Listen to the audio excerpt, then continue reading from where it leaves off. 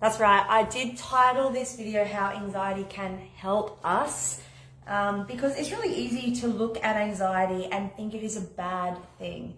I certainly have witnessed that myself, moving through nearly 25 years of living in anxiety, not knowing how to get out of it, not knowing how to bring my body back home to a regulated state. So I get it. I get it when my clients come and talk to me and share that they're really experiencing high anxiety. And it's something that has been popping up a lot lately, just what I'm seeing in kids, but also a few conversations that I've been having just with my clients and just people around how much we are struggling with anxiety and how it is taking over us living our lives. It literally hijacks us. It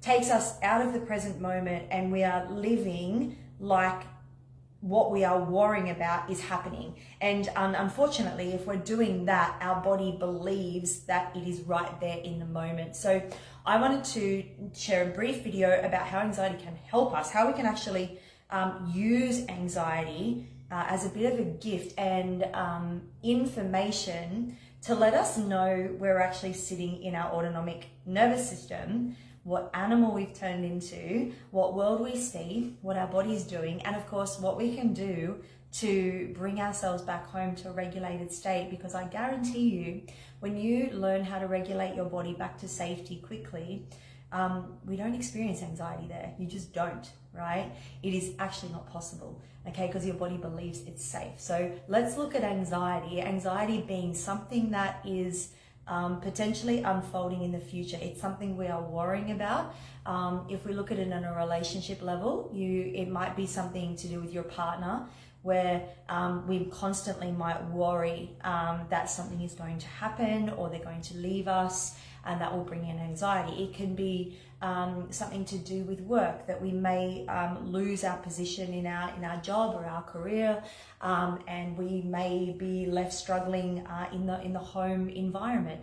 It may be with the world. There's lots going on in the world, and we can fall into that anxiety that we don't feel safe because we don't know what's happening out there, which the truth is we really don't. So why worry about it? And it can be anything, especially social media these days. We can put a post up and then worry what people are going to think. That creates anxiety. And it's honestly, when we look at it from the outside, as if we're watching a movie, we're choosing to give our attention, right, our energy to something that hasn't happened yet or hasn't unfolded, meaning that is stealing our time from the present moment. So for many of us, we have families, kids, partners, animals, whoever it is, there are people in our lives. And if we are spending 4 hours, 5 hours, 6 hours, 24 hours in our day experiencing anxiety and becoming the anxiety, which I understand, which is what can happen, we very much miss out on the present moment. We miss out on experiencing all of the things that can unfold in this amazing world, right? We miss out on experiencing love. We miss out on experiencing gratitude. We miss out on experiencing kindness and compassion for ourselves and for others. We see our bodies in a judgmental and critical state if we are experiencing anxiety. We think the world is out to get us if we are experiencing anxiety. We feel we need to be better than others if we're experiencing anxiety. And we put our walls up, and that creates a very physiological response in the body, right? And this is just what I want to quickly talk about, because it's something that I touch a fair bit on in my online 4-week nervous system reset course. I'm about to run another one in July. I think it starts on the 21st of July. And we are currently coming to week 4 of the present course at the moment. And all of the course is based around listening to your body and leaning into the things that show up, okay? So leaning in and tuning in to what shows up. So if anxiety shows up, if we experience things such as fear or doubt or worry or judgment or criticism or a lack of acceptance, or we move further down the ladder into shame or guilt or unworthiness, right? They are all signs that your nervous system has been bumped. All right, and you may be living either in a chronic state of fight flight, okay, in your like hijack state where you're ready to blow up. You're a volcano. You're reactive. You are short-tempered. You are too fast. You're on the go all the time. You're reactive. You can be righteous, jealous, all of it, myself included, right? But you could also, depending on what your body is telling you, right, potentially have lived in that state for too long and actually dropped down further into what's known as your dorsal vagal circuit, okay? So that's known as your freeze state, where we actually shut down and we become completely numb. We disconnect, we dissociate, we can't communicate there. We take our armor off and we just curl into a little ball. And both of those states are two of the states of the nervous system that are designed to protect us when the threat is very real, okay? We need those states. They're amazing states of the body that are, again, as I said, here to look after us when things in our environment are threatening or unsafe. But anxiety is over something that actually hasn't happened yet. Okay, so it's our job to use this anxiety as a gift and go, okay, anxiety is showing up for me right now today. My body is doing this. Okay, my breath is in my chest, right? I can't breathe very well. I feel a bit sick. My face is tense. My shoulders are up around my ears. I'm feeling really reactive. My blood pressure might be up. All of the signs, physiological, and also what your inner landscape is doing. You're going to probably have problems going to the bathroom if you're experiencing anxiety, and you definitely won't be burning body fat in that state either, right? So you're going to be getting all of these gifts from your body to say, hey, what you're experiencing right now, you have a moment to check in and actually ask yourself the question, is this happening right now? Is this real?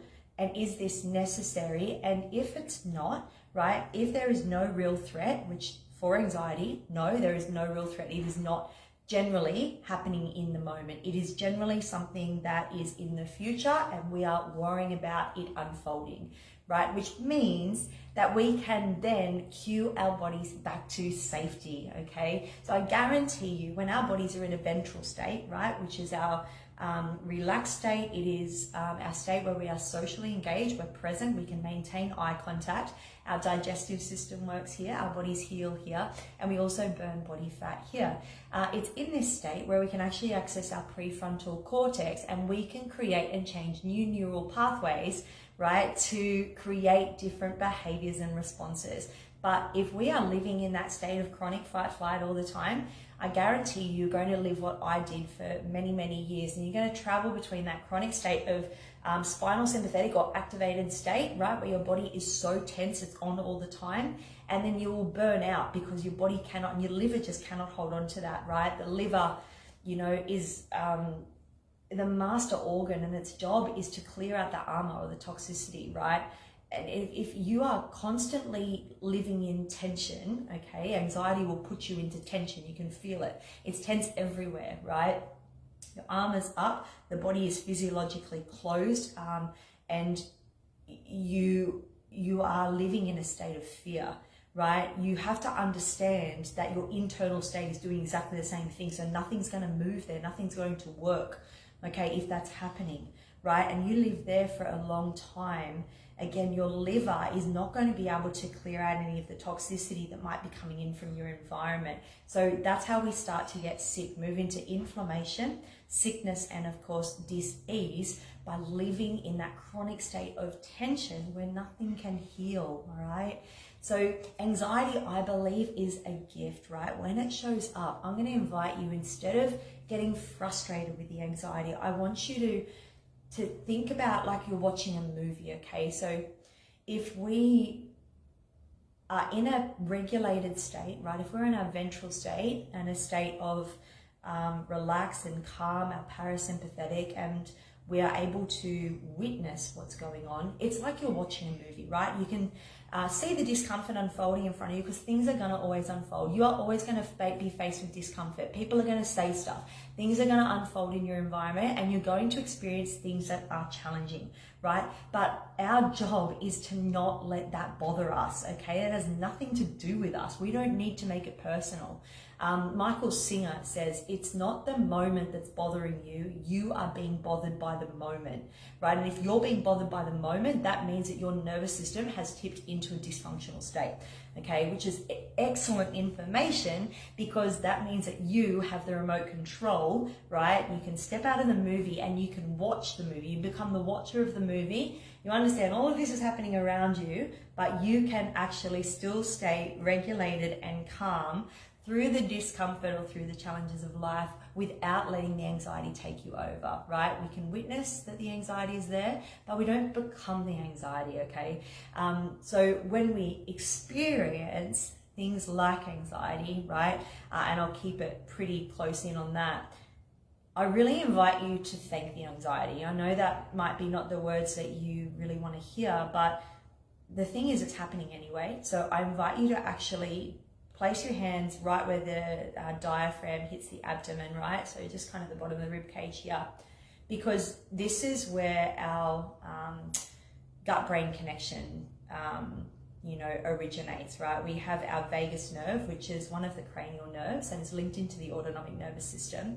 There's cranial nerve 10, and it travels from the back of the brain stem all the way down through this spinal sympathetic system of all of our organs into the gut. So when we experience anxiety, I'm going to ask you to place your hands right here, and instead of inhaling into the moment, right, instead of being like putting your armor on, straight away I've just sent my nervous system into a state of fight flight. I have literally breathed into I've taken a breath into my chest, right? And straight away, that is a somatic cue to my body that the environment in front of me is not safe, okay? So I have just shifted from a open and ventral state straight into spinal sympathetic, fight, flight, and guess what? You're going to be reactive. You are going to be triggered by the same things, and you're just going to have the same reaction over and over and over and over again, right? Hence where the anxiety comes from, okay? So next time you experience it, I really invite you to place your hands here, and instead of inhaling into the moment, right, I'm actually going to invite you to exhale. So it looks like this. You'll actually feel your body let go, okay?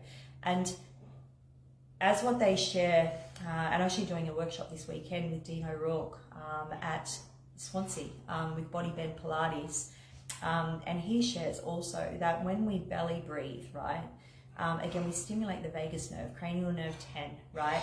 But especially if you elongate your exhale, okay? If you exhale for 2 counts longer than your inhale, what you're going to do is lower your blood pressure, heart rate, adrenaline, and your cortisol.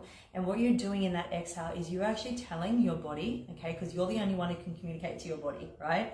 This is why this shit is so powerful, right? So if you exhale into the discomfort, right, you have just sent a message from your body to your brain through the vagus nerve that I know this is uncomfortable, but I am safe, okay? So with the exhale, everything softens, okay? And again, your body has then got the cue that even though you might be going through some really challenging things at the moment, and people are doing what people are doing, and certain environments are a lot of discomfort, you still maintain a regulated state through that, knowing that this too shall pass, okay? So I hope that helps.